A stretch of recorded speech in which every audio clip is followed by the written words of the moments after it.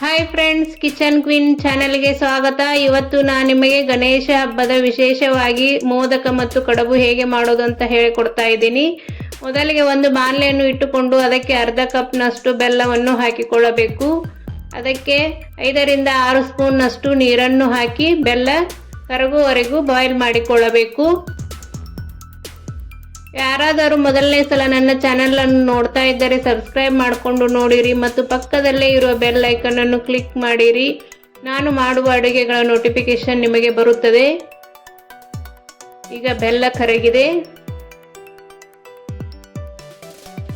ಇದಕ್ಕೆ ತುರಿದುಕೊಂಡಿರುವ ಹಸಿ ಕೊಬ್ಬರಿಯನ್ನು ಹಾಕಿಕೊಳ್ಳೋಣ. ಇಲ್ಲಿ ನಾನು 1 ಕಪ್ನಷ್ಟು ಹಸಿ ಕೊಬ್ಬರಿ ತೆಗೆದುಕೊಂಡಿದ್ದೇನೆ. 1 ಕಪ್ ಹಸಿ ಕೊಬ್ಬರಿ ತೆಗೆದುಕೊಂಡರೆ ಅರ್ಧ ಕಪ್ನಷ್ಟು ಬೆಲ್ಲವನ್ನು ಹಾಕಿಕೊಳ್ಳಬೇಕು, ಅಂದರೆ ರುಚಿ ಚೆನ್ನಾಗಿರುತ್ತದೆ.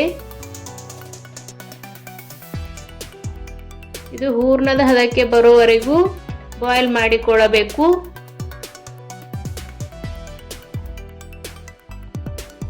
ಇದಕ್ಕೆ 1 ಸ್ಪೂನ್ ಏಲಕ್ಕಿ ಪೌಡ್ರನ್ನು ಹಾಕಿಕೊಳ್ಳೋಣ. ಹಾಕಿ ಚೆನ್ನಾಗಿ ಮಿಕ್ಸ್ ಮಾಡಿಕೊಳ್ಳಬೇಕು.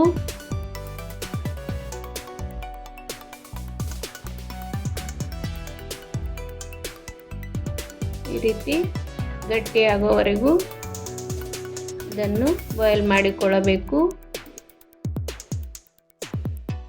ಈಗ ಹೂರ್ಣದ ಹದಕ್ಕೆ ಬಂದಿದೆ. ಗ್ಯಾಸ್ ಆಫ್ ಮಾಡಿಕೊಳ್ಳೋಣ. ಈಗ ಹಿಟ್ಟನ್ನು ರೆಡಿ ಮಾಡಿಕೊಳ್ಳೋಣ. ಒಂದು ಬಾಣಲೆಗೆ 1.5 ಕಪ್ನಷ್ಟು ನೀರನ್ನು ಹಾಕಿಕೊಂಡಿದ್ದೇನೆ. ನೀರಿಗೆ 1 ಚಿಟಿಕೆ ಉಪ್ಪು, 1 ಸ್ಪೂನ್ ಆಯಿಲನ್ನು ಹಾಕಿಕೊಳ್ಳಬೇಕು. ಆಯಿಲ್ ಅಥವಾ ತುಪ್ಪ ಹಾಕಿಕೊಳ್ಳಬಹುದು. ಆಯಿಲ್ ಹಾಕುವುದರಿಂದ ಹಿಟ್ಟು ಗಂಟಾಗಿ ಆಗುವುದಿಲ್ಲ. ಇದಕ್ಕೆ 1 ಕಪ್ ಅಕ್ಕಿ ಹಿಟ್ಟನ್ನು ಹಾಕಿಕೊಳ್ಳೋಣ. ಈ ರೀತಿ ಚೆನ್ನಾಗಿ ಮಿಕ್ಸ್ ಮಾಡಿಕೊಳ್ಳಬೇಕು.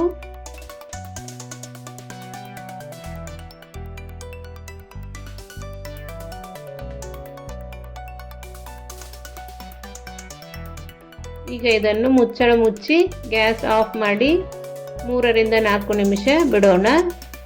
ಅಂದರೆ ಚೆನ್ನಾಗಿ ಹಿಟ್ಟು ಉಮ್ಮುಗೊಳ್ಳುತ್ತದೆ. ಈಗ ಇದನ್ನು ತೆಗೆದು ಈ ರೀತಿ ಕಪ್ನಿಂದ ಮ್ಯಾಶ್ ಮಾಡಿಕೊಳ್ಳೋಣ. ಹೀಗೆ ಮಾಡುವುದರಿಂದ ಹಿಟ್ಟು ಸಾಫ್ಟ್ ಆಗುತ್ತದೆ. ಈಗ ಕೈಗೆ ಸ್ವಲ್ಪ ನೀರನ್ನು ಹಚ್ಚಿಕೊಂಡು ಬಿಸಿ ಇರುವಾಗಲೇ ಚೆನ್ನಾಗಿ ನಾದಿಕೊಳ್ಳಬೇಕು. ಸ್ವಲ್ಪ ಸಾಫ್ಟ್ ಆಗುವವರೆಗೂ ಹಿಟ್ಟನ್ನು ಚೆನ್ನಾಗಿ ಕೈಗೆ ನೀರು ಹಚ್ಚಿ ನಾದಿಕೊಳ್ಳಬೇಕು. ಈ ಹದಕ್ಕೆ ಆದರೆ ಸಾಕು. ಈಗ ಸ್ವಲ್ಪ ಉಂಡೆಯನ್ನು ತೆಗೆದುಕೊಂಡು ಮೋದಕ ರೆಡಿ ಮಾಡಿಕೊಳ್ಳೋಣ.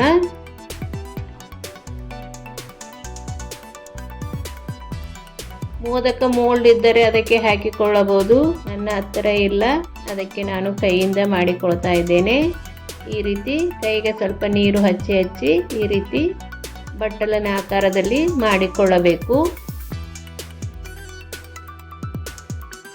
ಇದಕ್ಕೆ 1 ಸ್ಪೂನ್ನಷ್ಟು ಹೂರ್ಣ ಹಾಕಿ ಈ ರೀತಿ ಮೋದಕ ಶೇಪ್ ಮಾಡಿಕೊಳ್ಳಬೇಕು.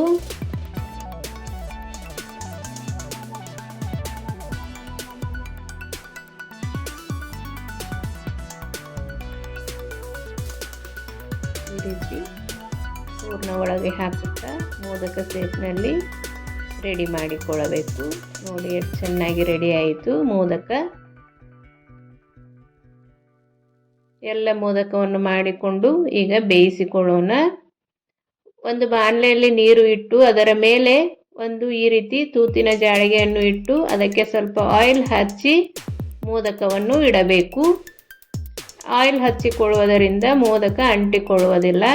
ಇದನ್ನು 15 ರಿಂದ 20 ನಿಮಿಷ ಬಾಯ್ಲ್ ಮಾಡಿಕೊಳ್ಳಬೇಕು. ಈಗ ಕಡುಬು ಹೇಗೆ ಮಾಡೋದು ಅಂತ ನೋಡೋಣ.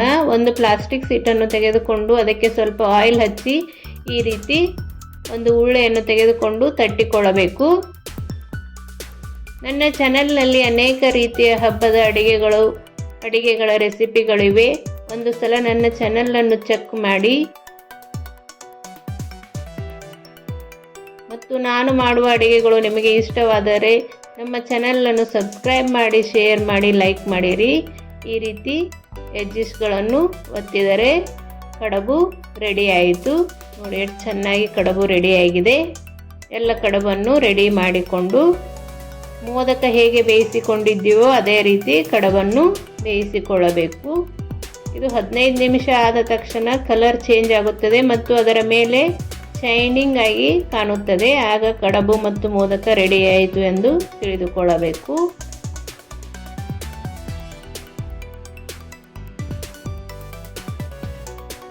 ಒಂದು ಸಲ ಮಾಡಿ ನೋಡಿ ಹೇಗೆ ಬಂತು ಅಂತ ನನಗೆ ಕಮೆಂಟ್ ಮಾಡಿರಿ.